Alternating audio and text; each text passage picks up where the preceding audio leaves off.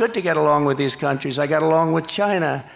That wouldn't have happened. What's happening right now, they're planning an attack on Taiwan. There's no question about that. That wouldn't have happened. It wasn't going to happen. They knew that you weren't allowed to do that. Putin would have never gone into Ukraine. Israel would have never been attacked. It's a sad, sad situation. So many people are dead. So many people are gone. So many cities. You look at Ukraine, those cities are just wiped off the face of the earth. They're outside of Kiev and a couple of others. They're basically just flattened. Far more people dead than they let you know. It's like your numbers that were released fraudulently today. Far more people dead in that war than anybody would know. When those big buildings come tumbling down, hit with rockets, so ridiculous. There's nothing left. It's so ridiculous. But since the Afghanistan catastrophe, it's been open season on America and our allies. I really believe that the Afghan disaster, what happened, the stupidity and the way we pulled out and the bedlam and all of that, it would have been very smooth. We were going to get out with strength and dignity.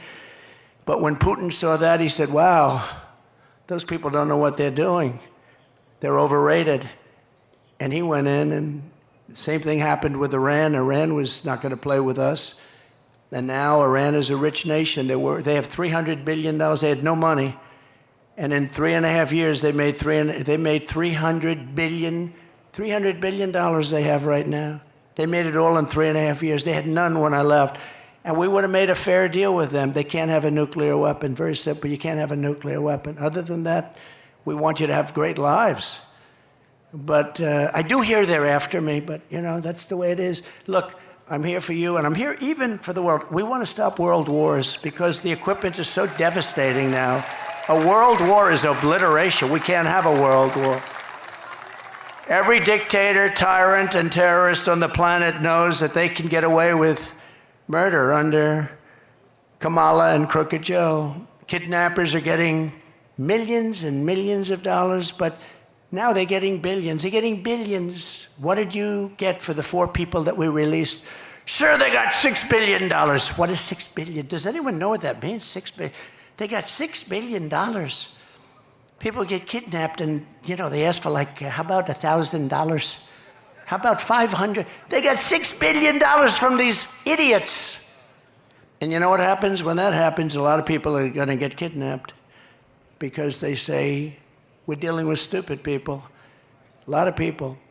We had 59 people that were hostage. Some in North Korea. That's about as tough as it gets. We got people out without paying for anything. We never gave money. We didn't want to give money. If we gave money, all they do is they go around kidnapping everybody. These people give, not only do they give $6 billion, they got the Prince of Death out. He's the #1 arms merchant in the world. Russia got him as part of one of the deals. The #1 arms merchant in the world. We got a couple of people. But, you know, why were they there? And why did they do what they did? But they got some of the most criminal, the toughest, meanest criminals anywhere in the world. On top of that, we paid them billions and billions of dollars.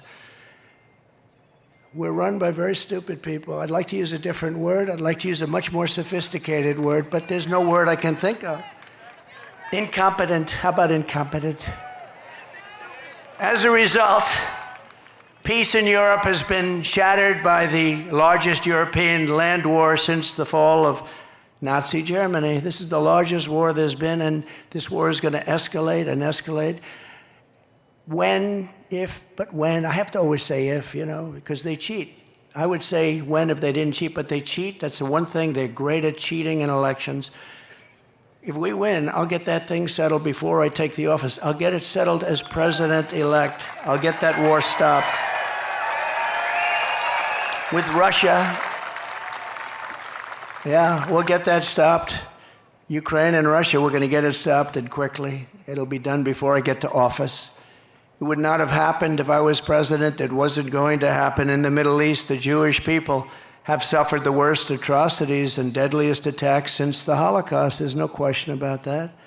The United States has been forced to abandon more embassies under Kamala than at any time in our history.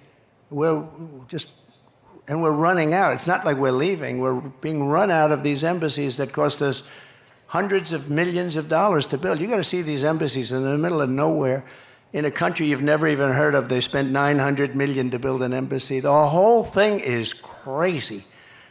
The world is on fire, and Kamala and Biden have marched us to the brink of World War III. That's what we're in. I think, General, you would probably agree. You're one of the experts, I would think, right? I don't even talk to you about that lately. It's so out of control, I don't even have to bother. I just say, look, take a look. But one of the great experts, and we're on the brink. That's why this November, Americans are going to tell Kamala Harris, that we've had enough. We can't take it anymore. You're doing a terrible job. Comrade Harris, you're fired. Get out of here. You're fired. You're no good.